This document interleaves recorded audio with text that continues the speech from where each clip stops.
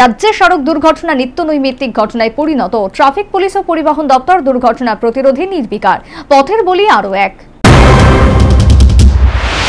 রাজ্যে ইদানিং যে হারে সড়ক দুর্ঘটনা বাড়ছে তা রীতিমতো উদ্বেগের বিষয়। কিন্তু আশ্চর্যের বিষয় হলো ট্রাফিক পুলিশ এবং পরিবহন দপ্তর কর্তৃপক্ষের এই সড়ক দুর্ঘটনা প্রতিরোধে কোনো সদর্থক ভূমিকা গ্রহণ নজরে পড়েনি। অধিকাংশ ক্ষেত্রেই কিন্তু মাত্রাধিক গতির কারণে এই সমস্ত যান দুর্ঘটনা ঘটছে। এই মাত্রাধিক গতি প্রতিরোধে ট্রাফিক পুলিশ অথবা পরিবহন দপ্তর কর্তৃপক্ষ উপযুক্ত কোনো পদক্ষেপ গ্রহণ করেছে এমন কোনো দৃশ্য নজরে পড়েনি। পরিবহন দপ্তরের একাংশ বাবুরা যে দপ্তরের শীততাপ নিয়ন্ত্রিত কক্ষে থাকতে বেশি পছন্দ করেন। পাশাপাশি ট্রাফিক পুলিশ বাবুরা জরিমানা আদায়ে ব্যস্ত। এই জরিমানা আদায়ের ক্ষেত্রে বাইক স্কুটি চালক মালিকরাই ট্রাফিক পুলিশ বাবুদের নজরদারিতে। অন্যান্য যানবাহনের ক্ষেত্রে দেদার ছাড়। কার্যত এই ছাড়ের কারণেই দুর্ঘটনাগুলো ঘটছে। পথের বলি হচ্ছে মানুষ এবং পঙ্গু হয়ে সর্বশান্ত বহু জীবন। এই পরিস্থিতিতে সোমবার সাত সকালে তেলিয়ামুড়া চাকমাঘাট এলাকায় যান দুর্ঘটনায় এক ব্যক্তির মৃত্যু হলো। সংশ্লিষ্ট এলাকায় জাতীয় সড়কে TR05C1716 নম্বরের একটি পাথর বোঝাই লরি রাস্তার মাঝে পথে থামিয়ে টায়ার চেক করছিল। সেই সময় TR061592 নম্বরের একটি মাল বোঝাই ছোট গাড়ি নিয়ন্ত্রণহীন গতিতে এসে পেছন দিক থেকে দাঁড়িয়ে থাকা ওই পাথর বোঝাই লরিটিকে সজোরে ধাক্কা দেয়। এতে ঘটনাস্থলে ওই ছোট গাড়ির চালকের পাশে বসা ব্যক্তির মৃত্যু হয়েছে বলে খবর। মৃত ব্যক্তি ওই ছোট গাড়ির মালিক বলেই জানা গেছে।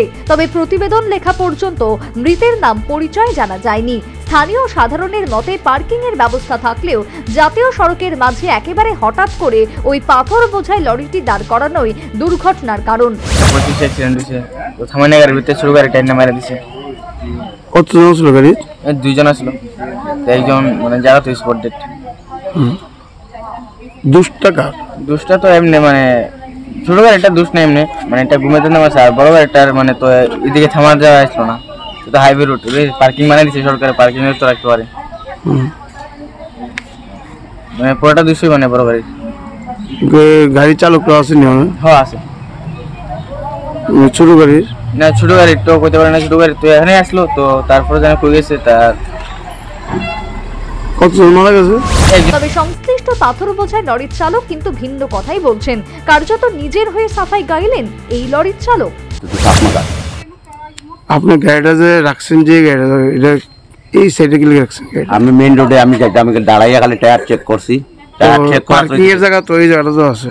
পার্কিং এর নাম তো আমরা রানিং এ যাইতাম, খালি দাঁড়াইয়া নিজে নামিয়া টায়ার চেক করার লাগিয়া এই মধ্যে পিছনে মারি। কটার সময় ঘটনাটা? এই তো এখন তো আধা ঘন্টা হইতো, আধা ঘন্টা হইব। খালি দাঁড়াইছি, দাঁড়াইয়া নিচে নামিয়া টায়ার চেক করার লাগছে নিজে ড্রাইভার আমি। আর টায়ার চেক করতে সময় গিয়া পিছনে মারিছে। আমার গাড়ি স্টার্টও আসিল, আমি স্টার্ট রাখিয়া নামিয়া টায়ার চেক করার লাগছে।